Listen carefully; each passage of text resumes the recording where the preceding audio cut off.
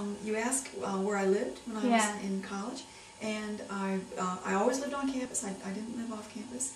Living off campus was not a real common thing among full-time students. Typically the ones that were day students were people that lived in town. I mean, that were natives of Fredericksburg that still lived at home with their parents, or occasionally there were some older students that were married that were going back to school to finish their degrees. But far and away, most of the full-time typical college students lived on campus. And I love living in a dorm. I just thought it was fantastic. The funkiest dorm I lived in was Willard, and I loved it there because it was very old. It was very old-fashioned. The bathrooms were at either end of the hallway, and the showers. It was built with bathtubs, but by then nobody was sitting down in the bathtub anymore. Everybody was taking showers, and they were retrofitted down in the laundry room in the basement. I lived on the third floor of Willard and had to go all the way to the basement to get a shower every day, and that was very wacky.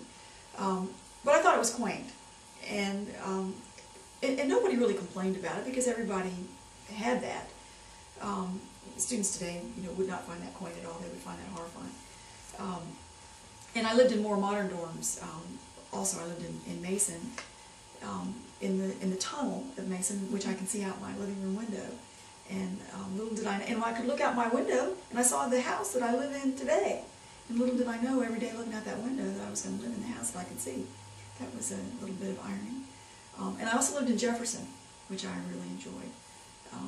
Most of my classes were in Combs. That used to be where the science building, and I just loved it. I loved the other girls that lived on the hall, and we didn't have co-ed dorms when I was here, except that there were some fellas that lived in the psych ward in Willard, which was that.